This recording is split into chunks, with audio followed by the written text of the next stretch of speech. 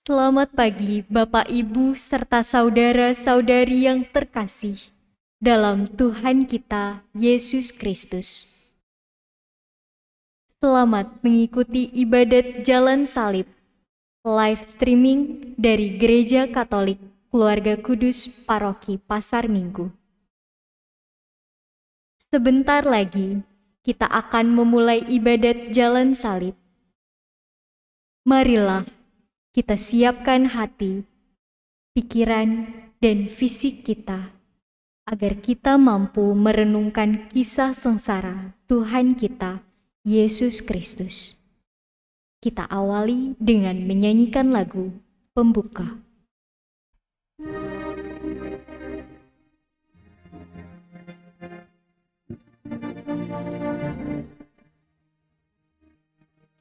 Yesus, ingat aku di dalam kerajaan-Mu. Yesus, ingat aku di dalam kerajaan-Mu. Yesus, ingat aku di dalam kerajaan-Mu. Yesus, ingat aku di dalam kerajaan-Mu. Dalam nama Bapa dan Putra dan Roh Kudus. Amin. Tuhan beserta kita. Sekarang dan selama-lamanya. Saudara-saudari yang terkasih, rekan-rekan muda, anak-anak sekalian, Bapak Ibu, tindakan Yesus melalui penderitaan di salib untuk menebus dosa kita menjadi bukti nyata atas besarnya kasih Allah pada kita. Allah Sang Pencipta tidak menghendaki kita, anak-anaknya, jauh daripadanya karena dosa. Pada hari ini, kita akan merenungkan ibadat jalan salib, di mana kita akan melihat cinta kasih Allah dan kisah sengsara Yesus ini menjadi salah satu sarana bagi kita untuk merenungkan dan menyadari dosa kita dalam melakukan pertobatan diri. Bukan hanya untuk diri sendiri, melainkan juga harus mampu mengambil tindakan nyata kepada sesama dan seluruh alam ciptaannya. Marilah kita berdoa. Allah Bapa yang Maha Rahim, Engkau telah menunjukkan kasih-Mu dengan merelakan Putra-Mu yang tunggal mengalami kesengsaraan untuk menebus dosa-dosa kami. Bimbinglah kami melalui Roh Kudus-Mu dalam merenungkan jalan salib ini, agar kami semakin mampu mengamalkan iman kami. Terlebih kami berani untuk semakin mengasihi, semakin terlibat, dan semakin menjadi berkat bagi sesama kami dan seluruh alam ciptaan. Demi Yesus Kristus, Tuhan dan pengantara kami, yang hidup bersama dengan Dikau, ini dan sepanjang segala masa. Amin.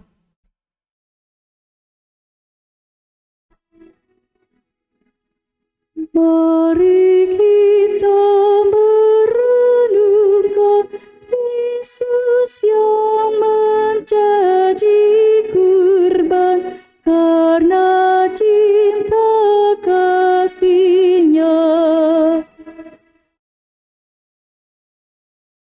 Perhentian pertama, Yesus dihukum mati. Kami menyembah Dikau ya Tuhan dan bersyukur kepadamu. Sebab dengan salib suci-Mu, Engkau telah menebus dunia.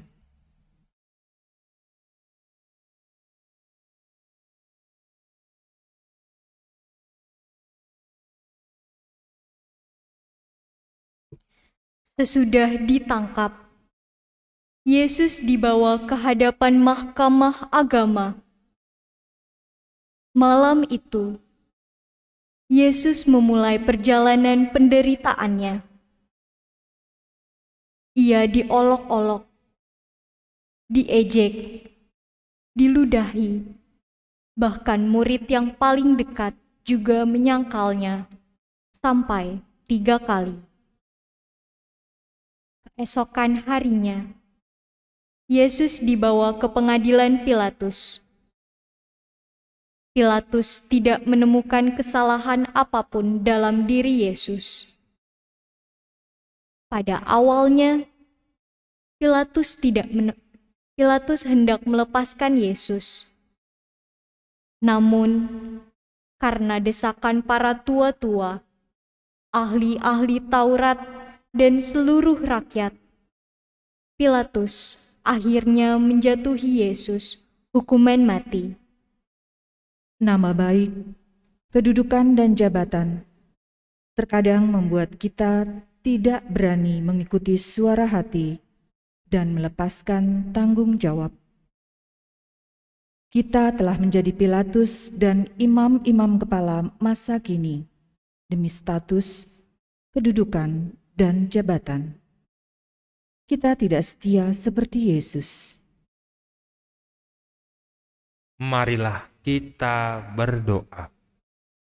Tuhan Yesus Kristus, karena Pilatus mendengarkan pendapat orang lain, Engkau dijatuhi hukuman mati. Tolonglah kami agar berani terlibat menjadikan hal-hal dalam kehidupan ini semakin lebih baik dan bukan sebaliknya. Sebab Engkaulah Tuhan kami kini dan sepanjang masa. Amin. Kasihanilah Tuhan, kasihanilah kami. Allah, ampunilah kami orang berdosa. Anak domba tak bersalah, ajar kami pun berpasrah, taat pada Bapamu. Perhentian kedua, Yesus memanggul salib. Kami menyembah Dikau ya Tuhan dan bersyukur kepadamu. Sebab dengan salib suci-Mu, Engkau telah menebus dunia.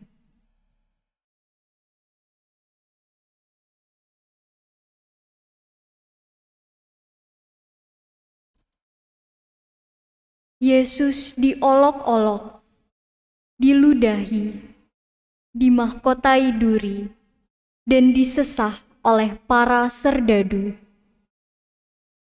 Setelah itu, Yesus pun dibawa keluar dari balai pengadilan untuk disalibkan. Para serdadu meletakkan salib yang berat di atas pundak Yesus. Walaupun Yesus tidak melakukan kesalahan apapun, Ia tetap membawa salib yang berat itu. Yesus menempuh perjalanan jauh menuju ke tempat yang bernama Golgota. Walaupun berat, lelah, dan menyakitkan, Tuhan Yesus tetap setia memanggul kayu salib karena belas kasih-Nya terhadap manusia dan ketaatannya kepada Allah Bapa. Diam dan tidak bersikap karena minder dan merasa tidak mampu. Ikut arus dan tunduk pada mereka yang berkuasa, atau berpaling dari keadilan dan kebenaran demi janji dan imbalan sesaat. Itulah sikap yang kita warisi dari orang Yahudi dan para murid ketika Yesus memanggul salib. Sikap yang kita anut di tengah masyarakat, bahkan dalam hidup menggereja. Kita takut menanggung konsekuensinya jika kita setia pada nilai kebenaran. Kita takut memanggul salib. Marilah kita berdoa. Tuhan Yesus Kristus, penderitaan-Mu semakin lengkap karena dosa kami. Akan kami yang menghina Engkau, kami yang memasangkan mahkota duri di kepala-Mu. Kami mohon, bimbinglah kami melalui Roh Kudus-Mu, agar kami selalu mengingat hal ini, sehingga kami mau berubah dan mengambil tindakan nyata untuk semakin mengasihi orang yang menghina kami. Sebab Engkaulah Tuhan kami, kini dan sepanjang masa. Amin. Kasihanilah Tuhan, kasihanilah kami. Allah, ampunilah kami orang berdosa. Kayu salib tiap panggul, mari kita pun memikul salib kita di dunia. Perhentian ketiga, Yesus jatuh pertama kali. Kami menyembah Dikau ya Tuhan dan bersyukur kepadamu. Sebab dengan salib sucimu, Engkau telah menebus dunia.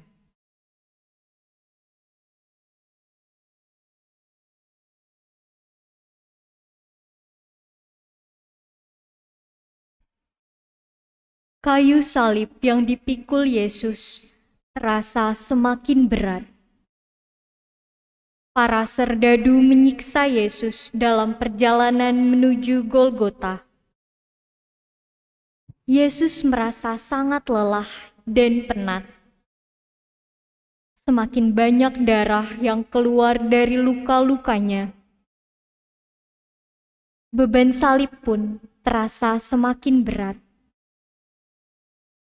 Rasa sakit dan lelah itu membuat Yesus terjatuh untuk pertama kalinya. Badannya tertindih kayu salib.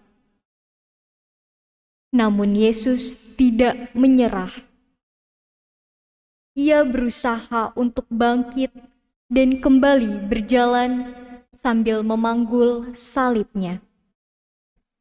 Berapa banyak orang yang kita tindas atas nama tugas? Berapa kali keadilan kita tinggalkan? Berapa kali keadilan kita langgar atas nama jabatan? Berapa sering kebenaran kita remukkan atas nama wewenang? Tidak cukupkah teladan orang Nazaret itu menanggalkan kekuasaan dan kealahannya demi keselamatan orang lain? Marilah kita berdoa. Tuhan Yesus Kristus, sering kami tidak peduli dengan sekitar kami. Kami lebih mementingkan diri sendiri dibandingkan terlibat dengan sesama kami yang menderita. Bimbinglah kami dengan Roh Kudus-Mu, agar kami lebih peka dan mau terlibat menjaga kehidupan sesama dan alam ciptaan. Sebab Engkaulah Tuhan kami kini dan sepanjang masa. Amin. Kasihanilah Tuhan, kasihanilah kami. Allah, ampunilah kami orang berdosa. Tuhan Yesus, tolong kami bila kami jatuh lagi karena salib yang berat. Perhentian keempat, Yesus berjumpa dengan ibunya. Kami menyembah Dikau ya Tuhan dan bersyukur kepadamu. Sebab dengan salib sucimu, Engkau telah menebus dunia.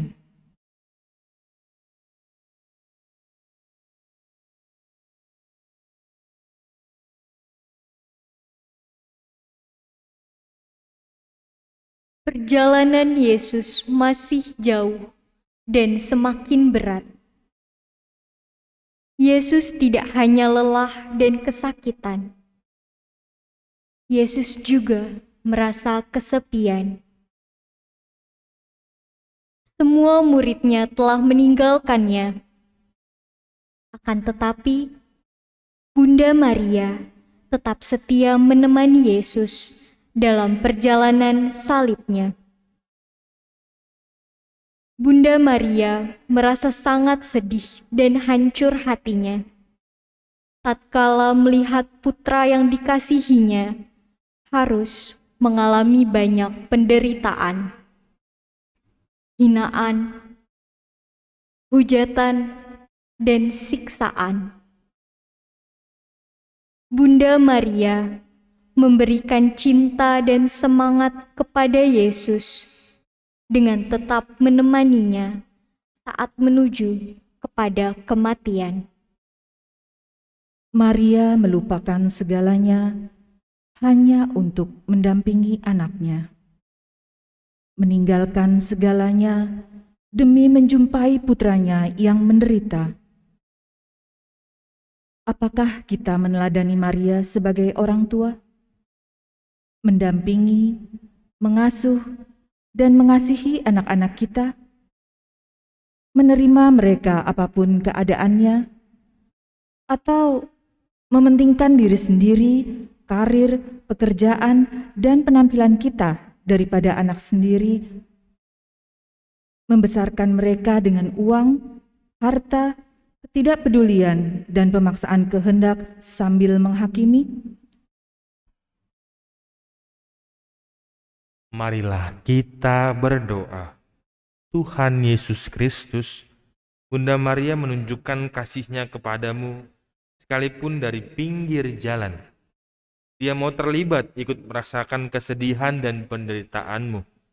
Bimbinglah kami dengan Roh Kudus-Mu agar kami mampu meneladan Bunda Maria menjadi pribadi yang sanggup mengasihi dan terlibat dengan sesama yang menderita.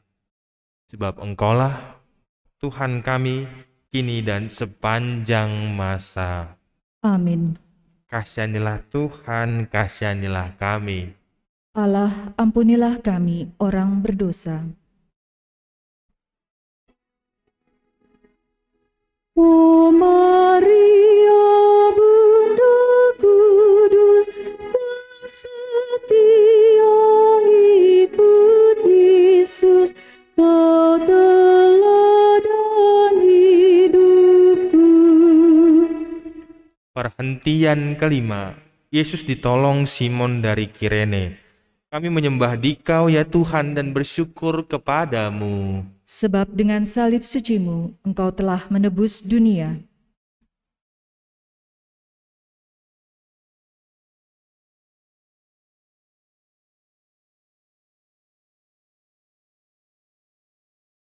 Yesus semakin letih dan lelah, padahal tempat yang dituju masih jauh. Langkah kaki Yesus pun sudah tidak kokoh lagi, dan jalan yang dilewati semakin mendaki. Para serdadu melihat dan menyadari keadaan Yesus. Mereka takut Yesus tidak akan sampai ke tujuan. Oleh karena itu, mereka menyuruh seseorang untuk membantu Yesus memanggul salib. Orang tersebut adalah Simon dari Kirene. Menolong orang lain sering kita terima sebagai beban. Kita lakukan karena terpaksa. Kita berbuat baik hanya pada mereka yang baik kepada kita, hanya kepada mereka yang kita kenal. Kita berbuat baik, membantu menyumbang, hanya agar kita dikenal, dipandang, disegani, dihormati, bahkan demi upah dan imbalan, demi simpati dan penghargaan. Marilah kita berdoa. Tuhan Yesus Kristus, dengan pertolongan Simon dari Kirene, Engkau memberikan contoh walaupun terpaksa, akhirnya beban salib-Mu terasa ringan. Bimbinglah kami dengan Roh Kudus-Mu, agar kami berani belajar seperti Simon, yang walaupun terpaksa tetap mau membantu sesama kami memikul beban salib-Nya. Sebab Engkaulah Tuhan kami, kini dan sepanjang masa. Amin. Kasihanilah Tuhan, kasihanilah kami. Allah, ampunilah kami orang berdosa.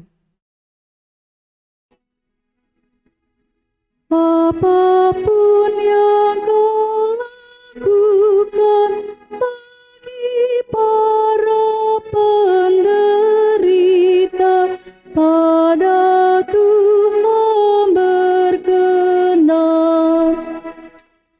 Perhentian keenam, Veronika menghusap wajah Yesus. Kami menyembah Dikau ya Tuhan dan bersyukur kepadamu. Sebab dengan salib sucimu, Engkau telah menebus dunia.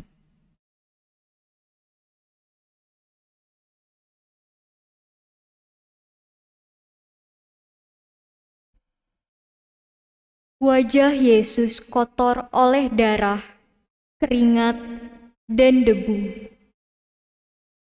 Yesus hampir tidak bisa melihat jalan di depannya.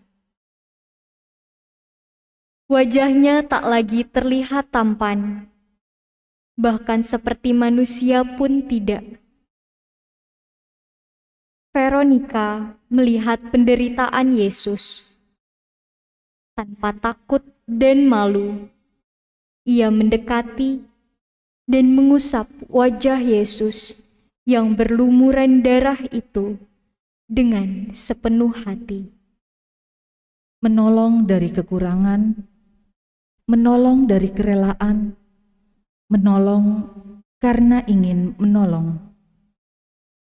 Itulah teladan yang diberikan oleh Veronika.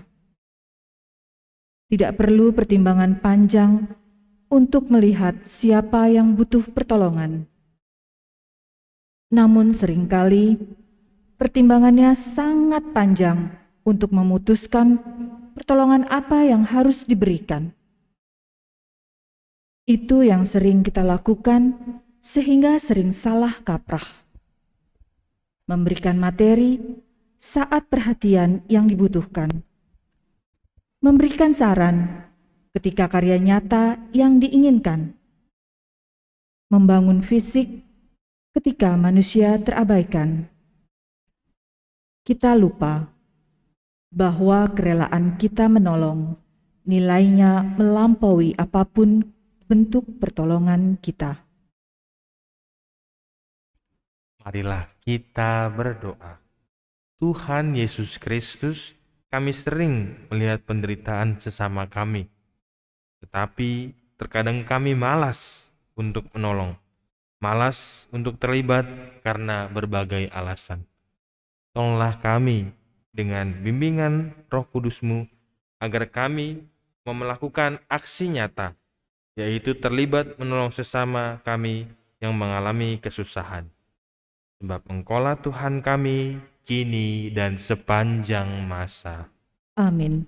Kasihanilah Tuhan, kasihanilah kami. Allah, ampunilah kami orang berdosa. Bila kita meringankan bekal orang yang sengsara, Tuhan Allah berkenan. Perhentian ketujuh. Yesus jatuh untuk kedua kalinya. Kami menyembah Dikau ya Tuhan dan bersyukur kepadamu. Sebab dengan salib sucimu, Engkau telah menebus dunia.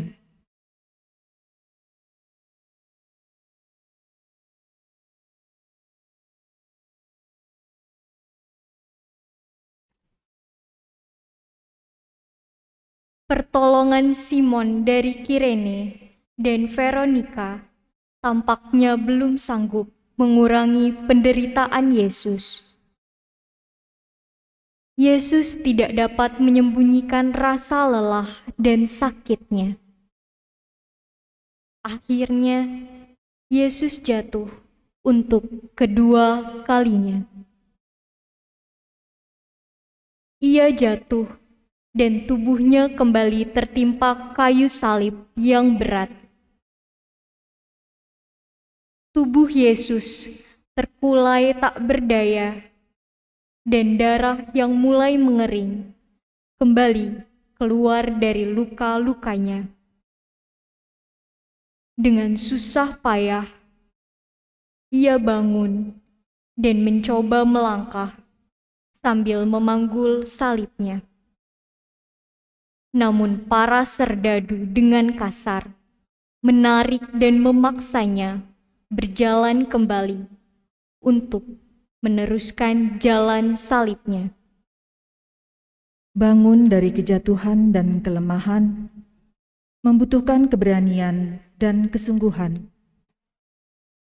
Namun, menolong orang yang jatuh, butuh keberanian serta ketulusan. Seringkali kita menolong dan berkarya bukan karena ketulusan, tapi karena tidak ingin kalah pamor dari orang lain. Dan kita membangun benteng-benteng persaingan antar pribadi, antar kelompok, demi kebanggaan semu. Gereja dan masyarakat kita akhirnya dipenuhi dengan pribadi dan kelompok yang saling mengalahkan. Apakah memuji Tuhan menjadi sarana persaingan antar kelompok dan pribadi? Apakah menjatuhkan orang dan kelompok lain adalah cara baru kita berdoa? Menghancurkan kecenderungan untuk menyaingi dan mengalahkan pihak lain adalah salah satu cara bangkit dari kelemahan kita. Marilah kita berdoa. Tuhan Yesus Kristus, jatuh berulang kali adalah hal yang tidak enak, bahkan membuat malu. Bantulah kami dengan bimbingan Roh Kudus-Mu agar kami berani bangkit dan melangkah maju, serta berjaga terus dari kejatuhan kembali. Sebab Engkaulah Tuhan kami, kini dan sepanjang masa. Amin. Kasihanilah Tuhan, kasihanilah kami. Allah, ampunilah kami orang berdosa. Bila mana kami goyah dan terjebak karena salah, ya Tuhan tegakkanlah. Perhentian ke-8. Yesus menghibur perempuan-perempuan yang menangisinya. Kami menyembah Dikau ya Tuhan dan bersyukur kepadamu. Sebab dengan salib suci-Mu, Engkau telah menebus dunia.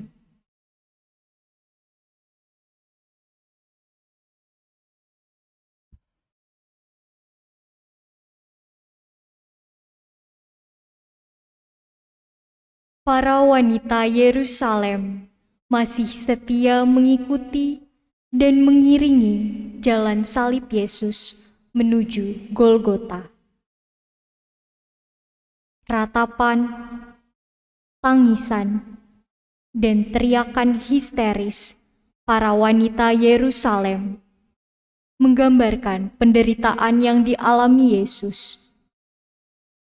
Melihat semua itu, Yesus merasa iba, kemudian menghibur mereka. Hai putri-putri Yerusalem, janganlah kamu menangisi aku, melainkan tangisilah dirimu sendiri dan anak-anakmu. Penghiburan ini memberikan kekuatan rohani bagi para wanita yang menangisinya. Betapa sering kita mengabaikan penderitaan orang lain karena menganggap penderitaan kita jauh lebih berat. Betapa sering kita membangun jarak dengan orang yang menderita. Membangun jarak lewat penampilan yang mentereng, lewat kaca mobil dan tembok pagar rumah mewah, lewat jas dan dasi, lewat jubah dan kerudung, lewat gelar akademik dan profesi, bahkan lewat perbedaan darah dan suku. Kita membangun dunia kita sendiri,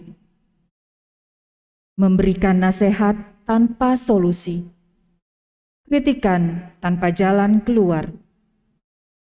Yesus mengajak kita untuk menjadi penghiburan bagi orang lain dengan lebih dahulu meninggalkan keakuan kita.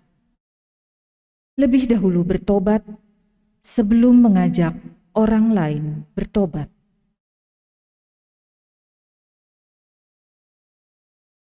Marilah kita berdoa. Tuhan Yesus Kristus, teguranmu kepada para wanita yang menangis dan meratapimu, seperti teguranmu kepada kami.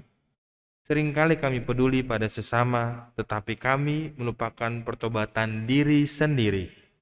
Bimbinglah kami dengan terang Roh Kudus-Mu, agar kami melakukan pertobatan diri terlebih dahulu sebelum kami mencintai dan terlibat dengan sesama kami, dan juga alam ciptaan. Sebab Engkaulah Tuhan kami kini dan sepanjang masa. Amin. Kasihanilah Tuhan, kasihanilah kami. Allah, ampunilah kami orang berdosa. Dalam tobat yang sejati, akan kuratapi dosa dan pelanggaran. Perhentian ke-9. Yesus jatuh untuk ketiga kalinya. Kami menyembah Dikau ya Tuhan dan bersyukur kepadamu. Sebab dengan salib suci-Mu, Engkau telah menebus dunia.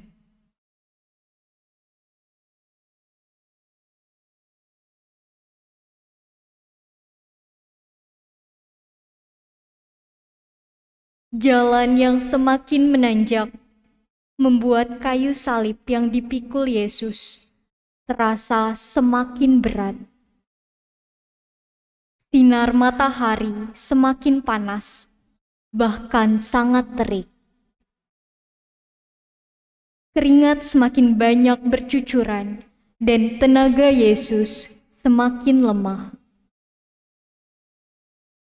Yesus semakin tidak bertenaga dan akhirnya Yesus jatuh untuk ketiga kalinya. Jatuh dengan tertimpa lagi kayu salib yang berat. Bahkan luka-lukanya semakin menganga, sehingga darah pun keluar kembali. Belum lagi tendangan dan cambukan mendarat di tubuh Yesus, disertai umpatan dari para serdadu agar segera bangun. Tubuh yang penuh dengan darah serta debu secara perlahan bangkit. Yesus dalam keletihan dan penderitaan kembali melanjutkan perjalanan menuju Golgota. Yesus kembali jatuh, namun Ia kembali bangkit.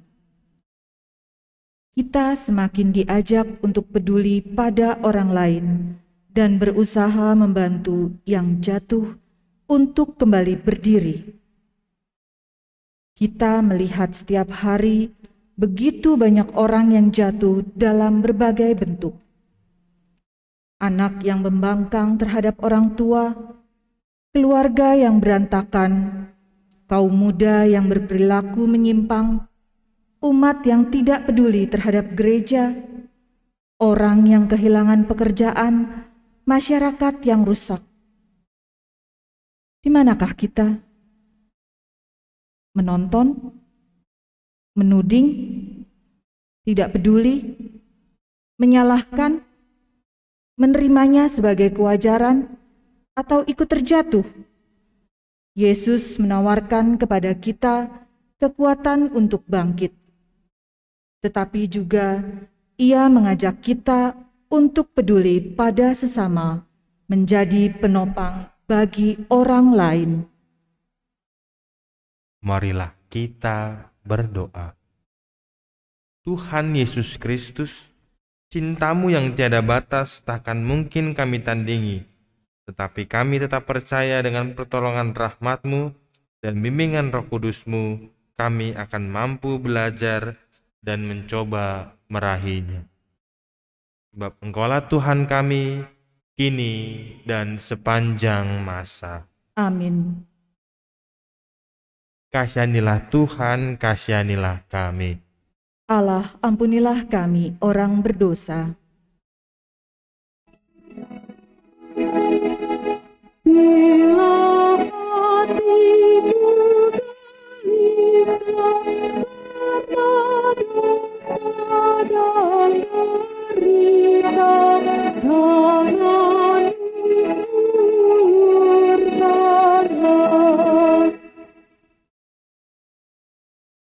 Perhentian ke-10, pakaian Yesus ditanggalkan.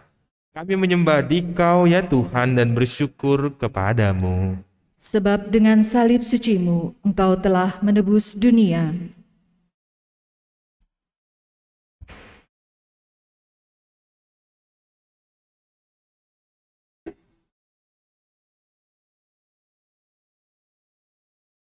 Sampailah Yesus di akhir jalan salibnya, yaitu Golgota. Para serdadu langsung melepas pakaian Yesus. Dengan paksa, mereka melepaskan jubahnya, seraya menarik dengan kasar, membagikan dan membuang undi atasnya. Dengan demikian, genaplah nas dalam kitab suci. Mereka membagi-bagikan pakaianku di antara mereka, dan mereka membuang undi atas jubahku. Yesus dipermalukan. Pakaiannya ditanggalkan di depan umum. Tanpa ditanggalkan pun, pakaian seringkali menjadi sarana untuk mempermalukan orang. Berapa kalikah kita mengukur orang lain dari penampilan dan pakaiannya? Berapa sering kita menjadikan pakaian sebagai alat untuk menonjolkan diri dan menyepelekan orang lain? Berapa kali kita berbusana tanpa memperhatikan situasi, lingkungan, dan kepantasan? Di hadapan Allah, pakaian dan penampilan kita tidak berarti apa-apa. Kepantasan hati dan perilaku jauh lebih bernilai daripada keelokan busana dan penampilan.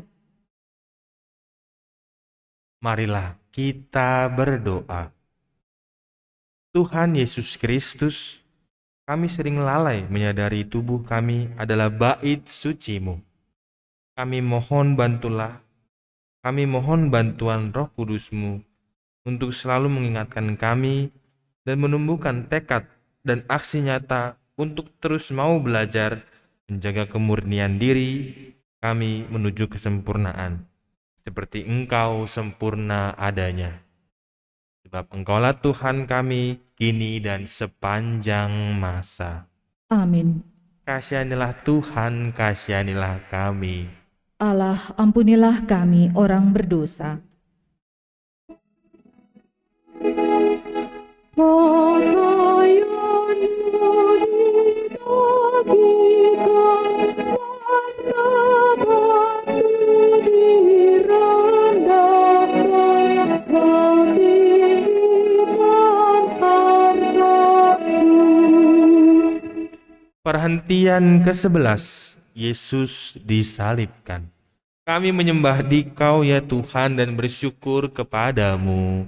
Sebab dengan salib suci-Mu, Engkau telah menebus dunia.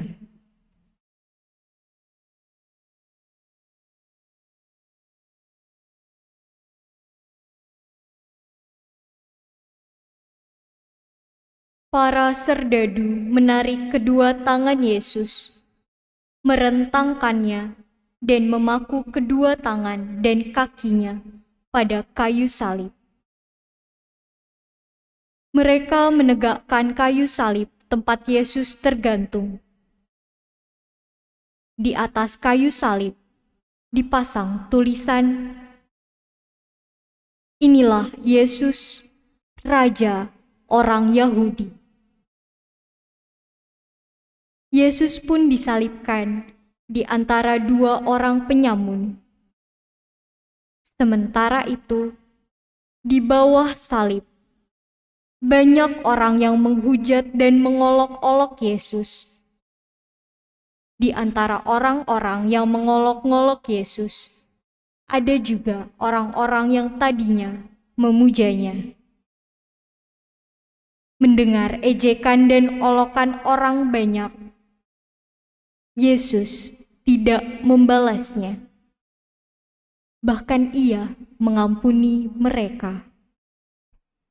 Mengetahui orang lain menderita namun tidak peduli, sama artinya ikut menyebabkan ia menderita. Keadilan menuntut kita untuk ikut meringankan beban orang lain. Ketidakpedulian pada keadilan membawa kita mengabaikan dan memperberat kesusahan sesama. Yesus menawarkan salibnya menjadi tempat kita memakukan segala ketidakpedulian kita. Ia menawarkan tangannya yang berlubang menjadi tempat kita menancapkan paku-paku dosa kita. Adakah kita menawarkan diri kita menjadi tempat sesama kita meletakkan bebannya? Marilah kita berdoa. Tuhan Yesus Kristus, kami mau meneladani sikap-Mu, mengampuni yang bersalah dan membawa ketidakadilan pada kami. Dengan pertolongan Roh Kudus-Mu, ajarilah kami dan berikan kami kekuatan untuk melakukannya. Sebab Engkaulah Tuhan kami kini dan sepanjang masa. Amin. Kasihanilah Tuhan, kasihanilah kami. Allah, ampunilah kami orang berdosa. Dari salib kamu lihat dan terbilang yang menghujat berapakah yang bayar. Perhentian ke-12. Yesus wafat di salib. Kami menyembah Dikau ya Tuhan dan bersyukur kepadamu. Sebab dengan salib suci-Mu, Engkau telah menebus dunia.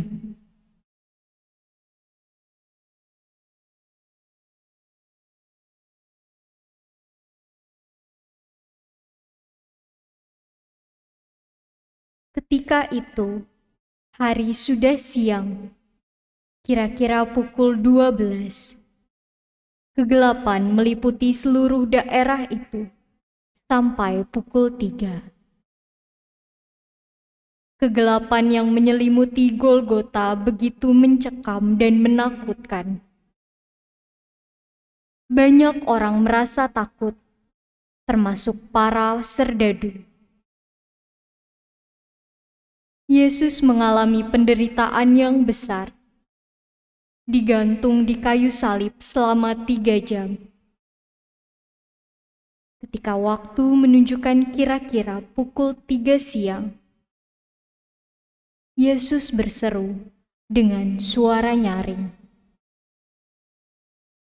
"Eloi, Eloi, lama sabachthani," yang artinya,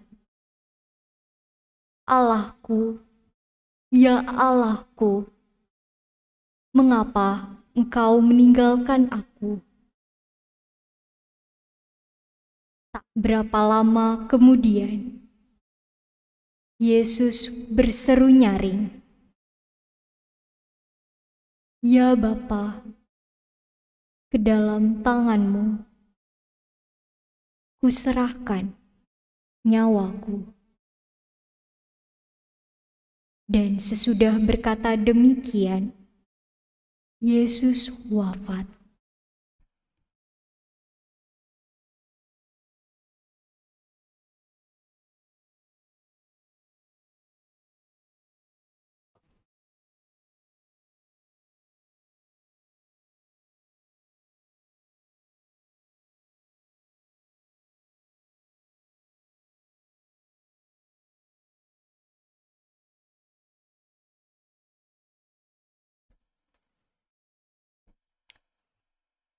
Kasih Allah melalui Putra Tunggalnya adalah kasih yang tanpa batas.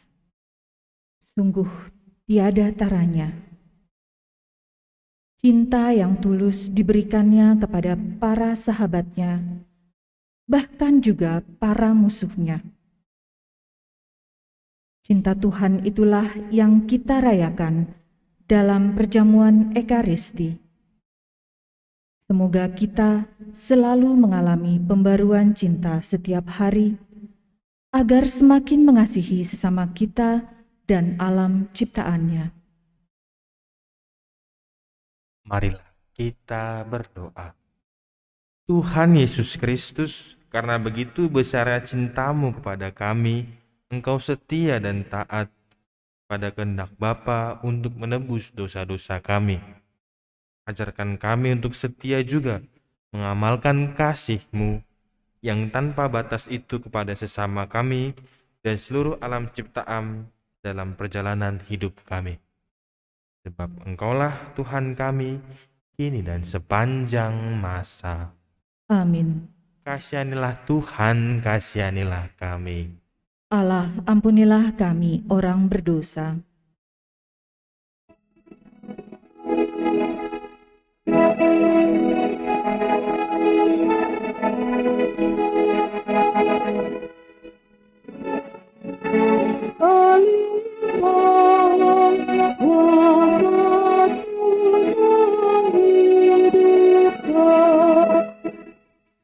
Perhentian ke-13. Yesus diturunkan dari salib.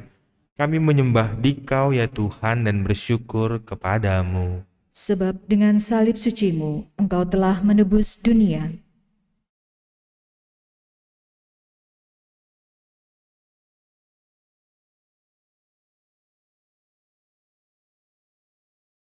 Bunda Maria, Maria istri Kleopas, dan Maria Magdalena masih berdiri kokoh di bawah salib Yesus. Mereka melihat bagaimana Yesus ditikam hingga air serta darah keluar dari lambungnya. Mereka harus melihat pemandangan yang amat sangat mengerikan terjadi pada orang yang sangat mereka kasihi. Yusuf dari Arimatea menghadap Pilatus guna meminta dan menurunkan jenazah Yesus untuk dimakamkan. Jenazah Yesus pun diturunkan dari salib dan diberikan kepada Bunda Maria. Kepedihan Bunda Maria terasa amat berat tatkala jenazah Yesus berada di pangkuannya. Kadangkala bantuan dan pertolongan justru datang dari orang yang tidak pernah kita harapkan. Orang yang kita abaikan, kita anggap remeh. Yusuf dan Nikodemus menunjukkan kepada kita bagaimana menjadi sesama bagi orang lain. Bukan karena posisi dan jabatan, bukan karena wewenang dan kedekatan. Sekali lagi, Maria mendekap anaknya yang dikasihinya dengan pelukan seorang ibu. Meskipun kini anaknya tidak lagi bernyawa. Maria tetap menunjukkan kasih keibuannya. Teladan Maria sekali lagi menjadi cermin bagi kita bagaimana menjadi sesama bagi anak-anak kita. Marilah kita berdoa. Tuhan Yesus Kristus, teladan Bunda Maria, membuat kami sadar kelemahan kami. Kasih yang setia yang menjadi ajaran iman kami sering hanya menjadi ucapan kosong belaka. Bimbinglah kami melalui terang ilahi, agar kami setia dan penuh kasih seperti yang telah diajarkan Bunda Maria. Sebab Engkaulah Tuhan kami, kini dan sepanjang masa. Amin.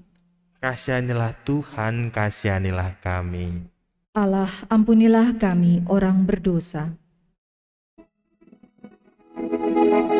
Salib jadilah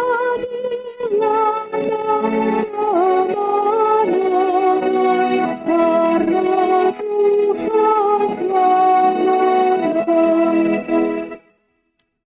Penantian ke-14. Kami menyembah Dikau ya Tuhan dan bersyukur kepadamu. Sebab dengan salib sucimu, Engkau telah menebus dunia.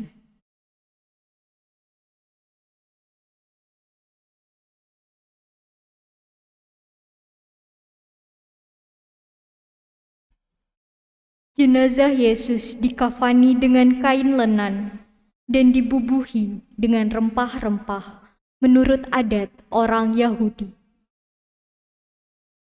Yesus pun dibaringkan di sebuah kubur baru, tidak jauh dari tempat Yesus disalibkan.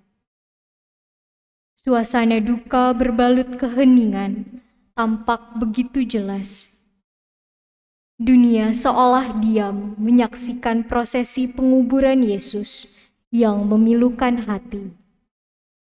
Apakah kita termasuk dalam kelompok orang-orang yang suka bersembunyi saat orang lain mengalami masalah? Apakah kita termasuk mereka yang bersembunyi di belakang saat sahabat membutuhkan bantuan? Sahabat adalah orang yang selalu hadir, bahkan dalam saat-saat paling sulit. Sahabat adalah orang setia, bahkan dalam kesukaran. Sahabat adalah mereka yang berada bersama kita hingga saat-saat terakhir. Marilah kita berdoa. Tuhan Yesus Kristus, dalam masa pertobatan ini, ajar kami semakin menyadari bahwa kasih-Mu masih nyata dalam setiap langkah kehidupan kami. Kami mohon agar kami dimampukan menjadi saluran berkat bagi sesama kami dan alam ciptaan. Sebab Engkaulah Tuhan kami, kini dan sepanjang masa. Amin. Kasihanilah Tuhan, kasihanilah kami. Allah, ampunilah kami orang berdosa. Tuhan Yesus dimohonkan masuk dalam kematian sampai bangkit mulia. Saudara-saudari yang terkasih dalam Kristus, Bapak, Ibu, saudara-saudara yang terkasih, rekan muda dan anak-anak sekalian, jalan salib adalah salah satu sarana bagi kita untuk menyadari akan kasih Allah yang besar dan nyata bagi hidup kita. Semoga permenungan kita akan penderitaan Yesus di jalan salibnya menyadarkan kita dan membuat kita berani untuk melakukan pertobatan diri, bukan saja bagi diri kita sendiri, melainkan untuk sesama dan seluruh alam ciptaan. Semoga permenungan ini menjadikan kita berani untuk semakin mengasihi, semakin terlibat, dan semakin menjadi berkat bagi sesama. Marilah kita berdoa. Allah Bapa yang Maha Rahim, penderitaan Yesus di jalan salibnya sungguhlah berat. Tetapi karena kasih, kesetiaan, dan ketaatannya pada kehendak-Mu, Yesus mampu melakukannya bagi kami, menebus dosa-dosa kami, agar kami merasakan kembali hubungan yang harmonis dengan-Mu. Ajarilah kami untuk selalu menyadari hal ini, sehingga tingkah laku kami hari demi hari semakin sesuai dengan apa yang Kau kehendaki dan semakin menuju kesempurnaan. Kami mohon mampukan kami untuk semakin mengasihi, semakin terlibat, dan semakin menjadi berkat bagi sesama kami dan seluruh alam ciptaan-Mu. Dengan pengantaran Tuhan kami Yesus Kristus Putra-Mu yang hidup bersama dengan Dikau, kini dan sepanjang segala masa. Amin. Dalam nama Bapa dan Putra dan Roh Kudus. Amin. Selamat pagi Bapak, Ibu, saudara-saudara yang terkasih. Terima kasih telah mengikuti jalan salib pada hari Jumat Agung ini. Kita akan melanjutkan pada sore hari nanti. Bagi umat yang telah mendaftar, jangan lupa datang pada waktunya. Hari ini kita akan ada ibadat Jumat Agung, jadi mohon datang tepat waktu. Dan mohon maaf bila ada kekurangan atau kesalahan selama jalan salib pada hari Jumat Agung ini. Kita akan tutup dengan lagu penutup.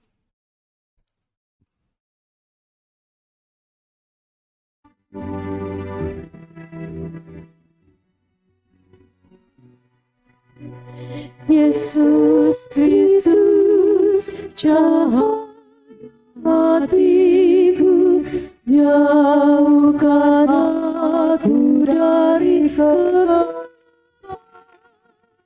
Yesus Kristus, cahaya hatiku, biarkan ku sambut cintamu.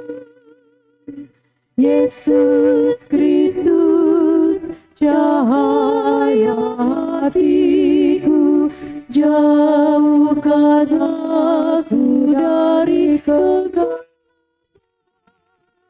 Yesus Kristus, cahaya hatiku, biarkan ku sambut cinta.